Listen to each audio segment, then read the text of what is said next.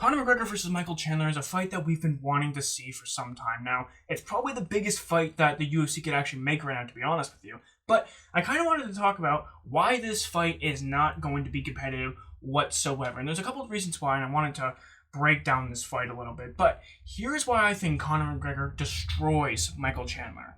The first thing is Michael Chandler's fight IQ. This man has got next to no fight IQ. He's got all the skills in the world to potentially be the best fighter. He's got all the potential to be the best fighter. But for some reason, his need to entertain the crowd is more of a priority to him than to win fights. Now, me personally, yes, I love watching the fights. They're very entertaining. But at the same time, I think it's more important to get the win. Because I think you can do both. I think you could do what Dustin Poirier kind of does. You can be entertaining, but also win fights. And I'm not trying to discredit Michael Chandler. He's an absolutely amazing fighter. But his recklessness in fights a lot of times, and when he comes in leaving his chin up in the air, overextending all of his punches and throwing these big looping shots, you don't want to do that against a guy like Conor. Conor will slip, Conor will counter. The only thing that could go against that is the threat of the takedown, because Michael Chandler will take guys down to the ground, and he will choose to wrestle. But the problem is that Michael Chandler sometimes doesn't choose to wrestle at the right times.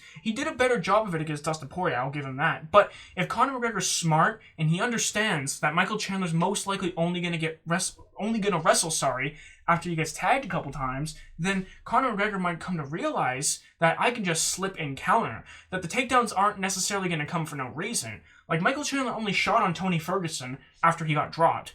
Michael Chandler only shot on Dustin Poirier after getting hit by quite a few shots. And I think the same thing's going to happen with Conor. And I also think that there's a financial incentive for Michael Chandler to stand up and brawl it out with Conor McGregor on the feet.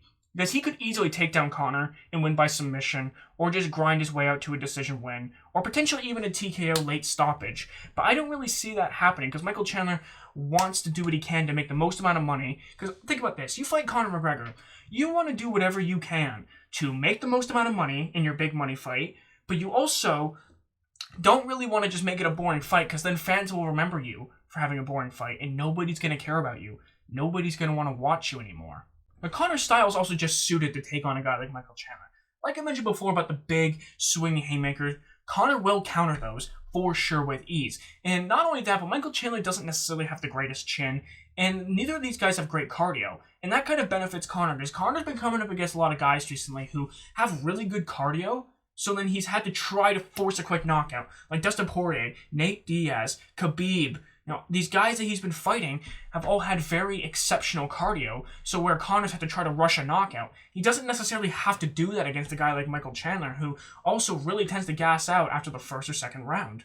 And the fact that they're both opposite stance fighters is also really going to benefit Conor, because Conor does better against guys who are orthodox. I mean, look at the guys he's really lost against in the UFC. Nate Diaz, southpaw. Dustin Poirier, southpaw. And yes, he lost to Khabib, who's an orthodox fighter, but that wasn't because he was an orthodox fighter. That's just simply because Khabib was the better man on the night, and probably 9 times out of 10, Khabib's the better man. But I also think that Michael Chandler's just been in too many wars. Like I mentioned, he doesn't have the greatest chin.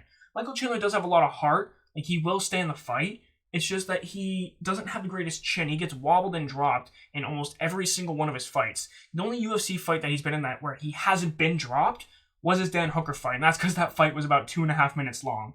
But yeah, let me know what you guys think down in the comments. Who do you guys think win this fight? Honestly, I don't think it's going to be that close. I think Conor's going to knock him out, probably in the first or second round. But let me know you guys' thoughts down in the comments below. Thank you so much for watching, and make sure to subscribe.